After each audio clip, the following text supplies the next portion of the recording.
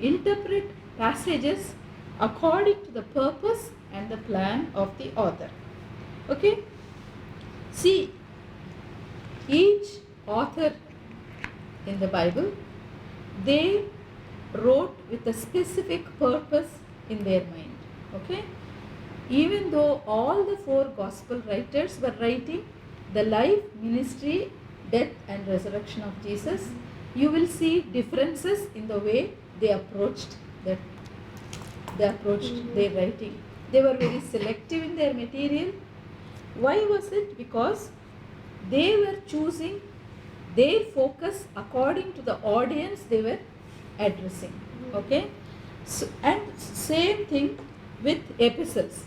Epistles were written to specific groups of people or individuals, basing with a special focus, maybe because it is of their problem or some questions they asked or some need that Paul wants to instruct. So accordingly, they also wrote to their epistles. So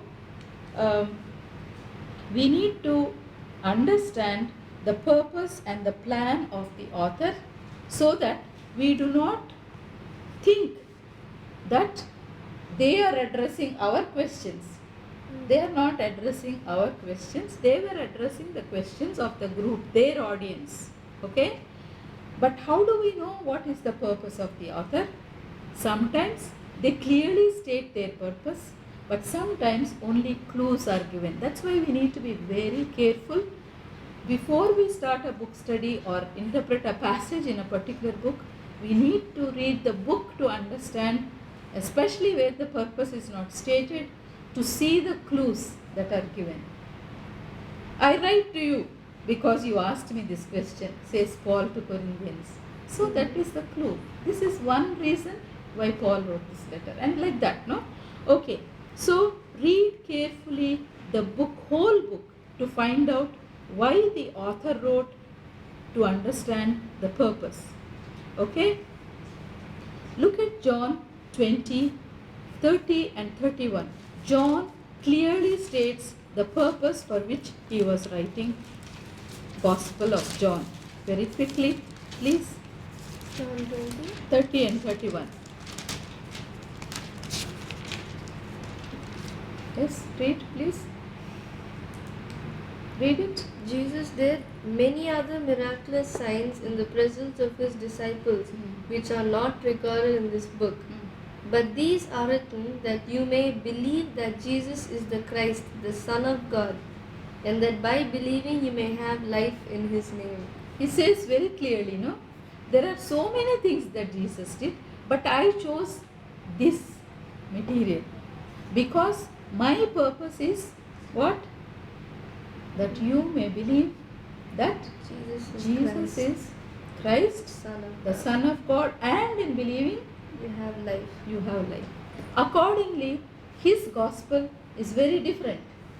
Same thing with Luke. Luke says, Theophilus, I am writing for this purpose. You know that, Luke 1 to 4.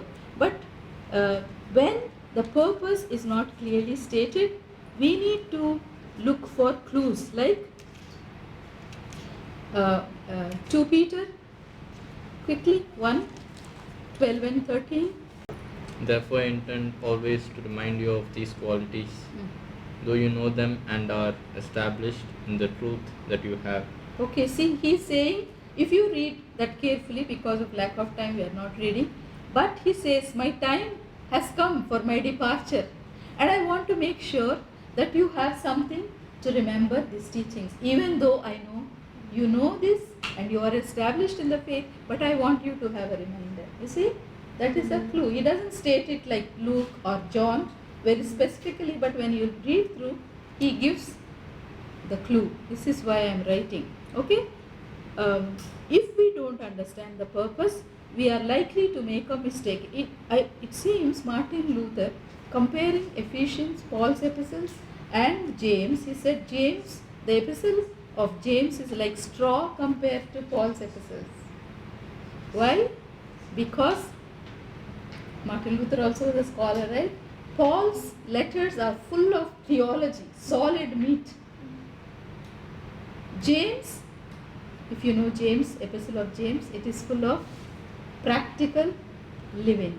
But he did not understand why James wrote like this, why Paul wrote like this. And his Ephesians, Paul says, you are saved by faith through grace, right? 2:8. And James says, you are saved by works.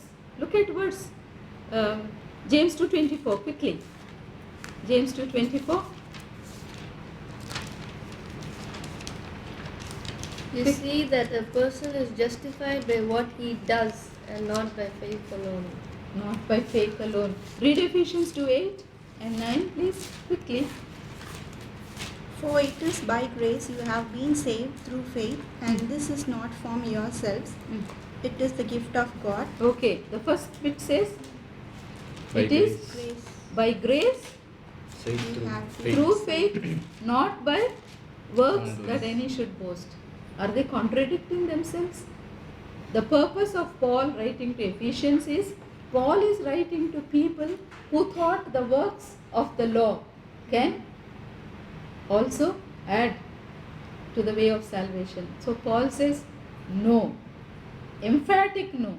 He says, only by grace through faith, not by works that any should boast. His audience is that, those who are thinking like, but James' audience is different. James' audience are the people who said, we are saved by faith, we can live as we like, our life doesn't count.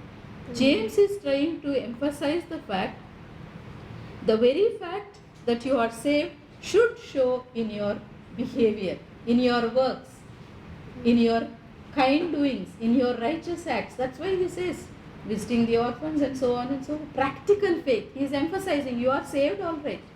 But even demons believe and shudder. What is the use? Your life should show that you belong to Jesus by the works you do. And Paul is saying there, your works will not add for you to gain any salvation. Here he is talking about if you are saved, your life should show in practical living that you are saved. Otherwise your faith is dead. Okay? So if we don't understand the purpose of the author, we are likely to say like, what is James saying? Does he say that we can misunderstand. So we need to be careful to know the purpose of the author. Paul and James did not believe differently, but they are writing to different audiences. Their focus is different, their emphasis is different. You understand? That we can make a mistake and put our questions into that.